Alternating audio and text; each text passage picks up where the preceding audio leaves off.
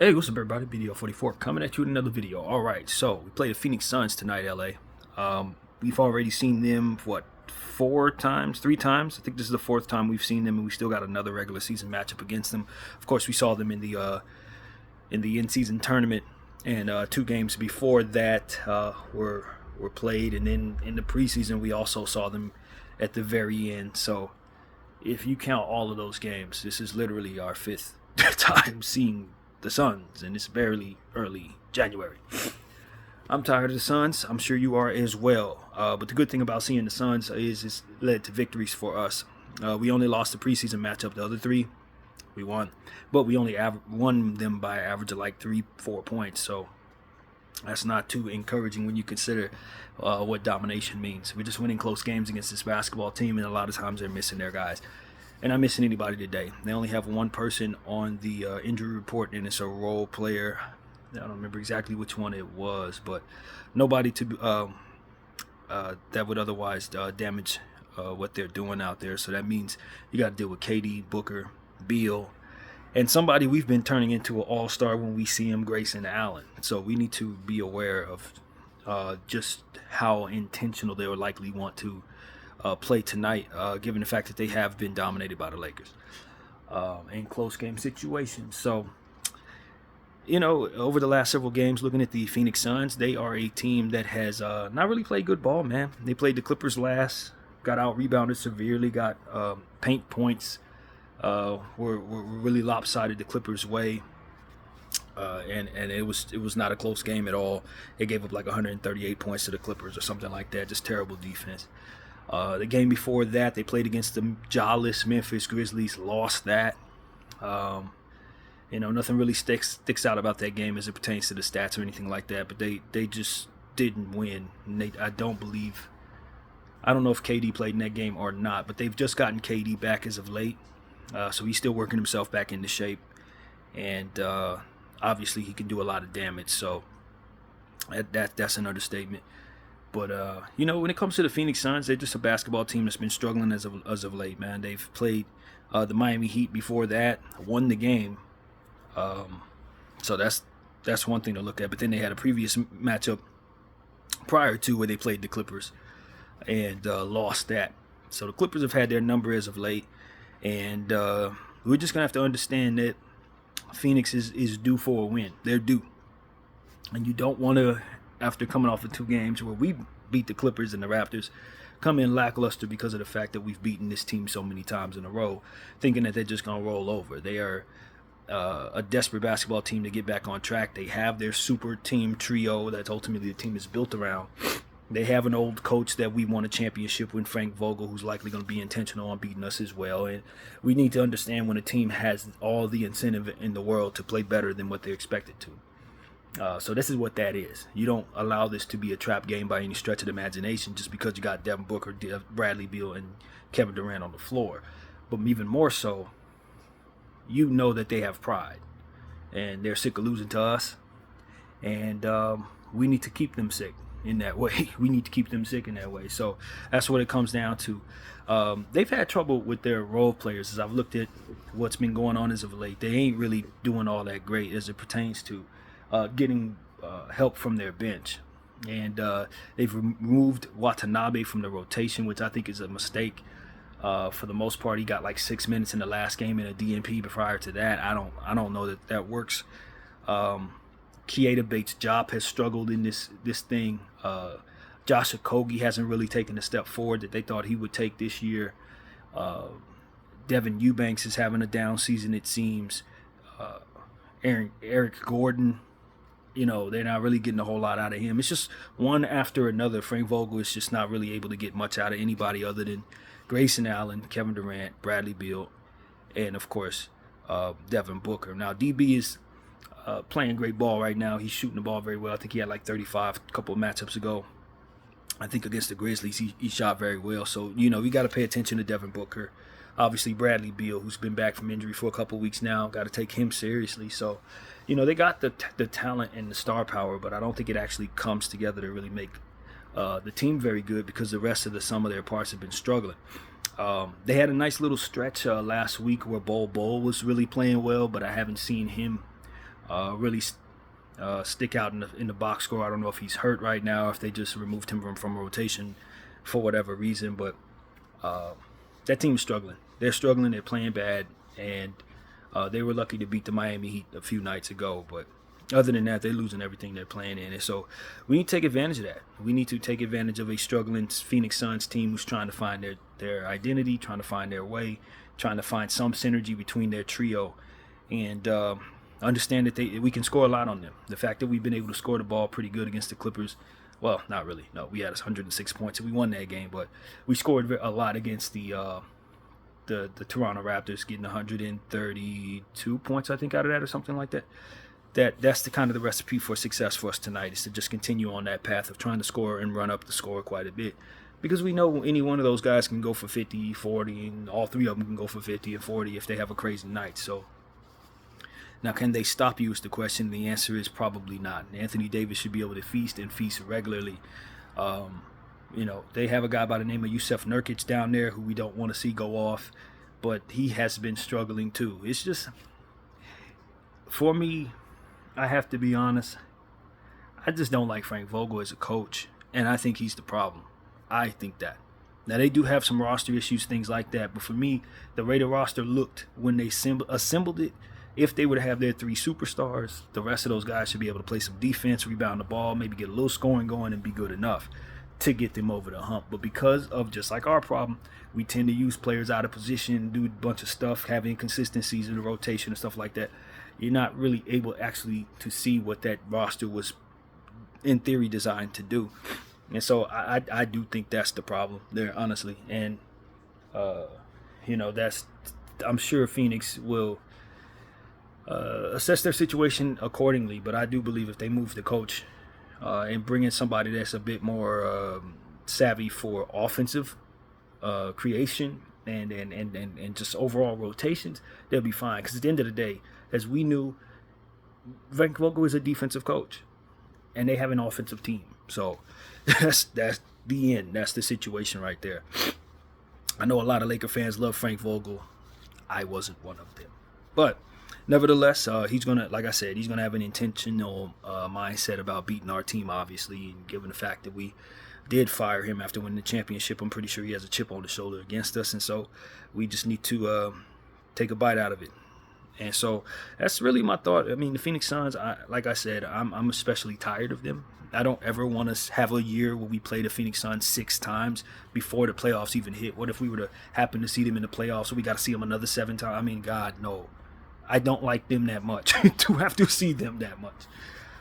So that's where I'm at with the Phoenix Suns. I'm like, damn, again, fam? That's my attitude. And to see that we have to play them again on February 23rd or something like that, it's like...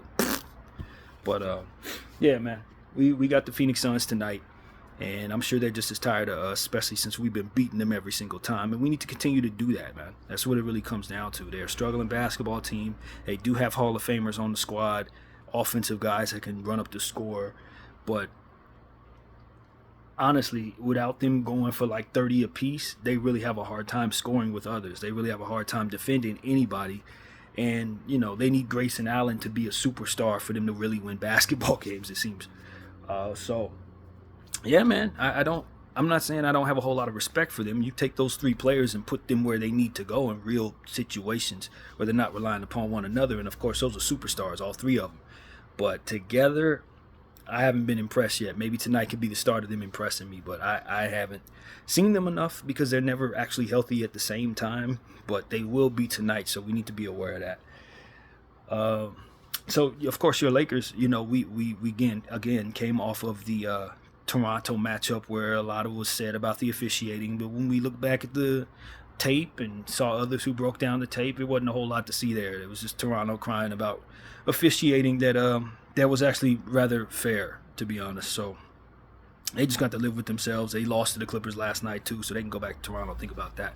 But as far as us, man, we're happy with the victory, other than to say we needed to do more if we wanted a real victory in most nights when we don't play defense at all. We didn't play defense very much. Anthony Davis went for, 41 points. We needed every one of those. He hit like 99% of his free throws or something crazy like that. We needed all of that. And so That's really what it comes down to. We're going to have to find a way to get our defense back in order. It's almost like an either or situation. If we're defending properly, we're not scoring very much. If we're scoring a lot, we're not defending at all. So that's kind of what the tale of the last 2 games has been. But we're happy to be on a 2-game winning streak. Of course, since the in-season tournament, we've had 2 4-game losing streak stints. So, that, and a loss to the Celtics on top of that. And so we just need to get in the winning streak game once again. And so I think this is a prime opportunity for us to get a home game against a team that we seem to have their number. So it's important that the Lakers continue to keep their foot on the gas. Guys like Austin Reeves and Cam Reddish and Taurean Prince, we need our role players to play well tonight on both sides of the floor. LeBron James, I expect to play. He's listed on the injury report. Rui Hachimura was listed doubtful last I checked, so he may not give it a go. D'Angelo Russell, I think he's questionable, but I think or probable. I expect him to play. And we've been winning games since he's come back. He's actually been the difference, really. You figure the games he was out, we lost, and the last 2 that he returned, and we won. So I don't know if that means much to anybody, but it's definitely something to look at.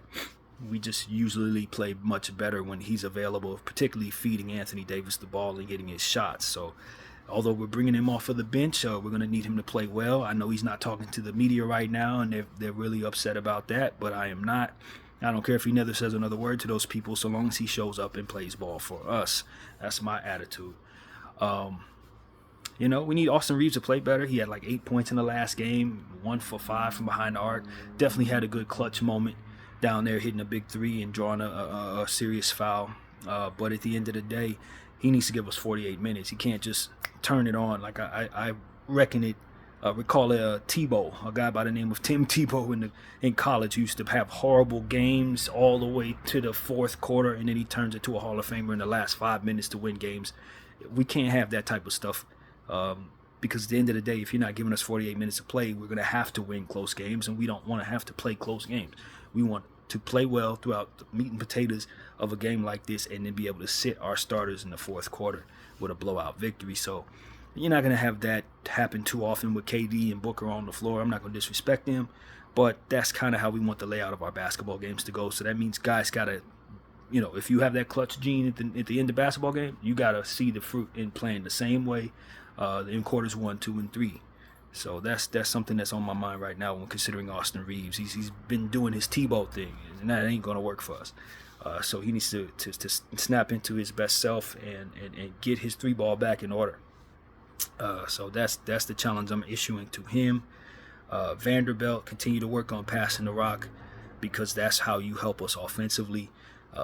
Guys are not wanting to get you a jump shot. Guys are not willing to pass you in transition. All of that is understood. But you can pass to others and still make things happen on the offensive side of the ball. If Vanderbilt's getting about 5 assists, he's helped you. So that's something I want to say. Continue to do that, and we can keep him on the floor to do the things he's good at, the rebounding and defending, of course. Who else, man? Christian Wood's been balling. I definitely want to see him continue to be in rotation with Bron and AD. Seems like when they have lineups with those 3 on the floor, we're kicking butt.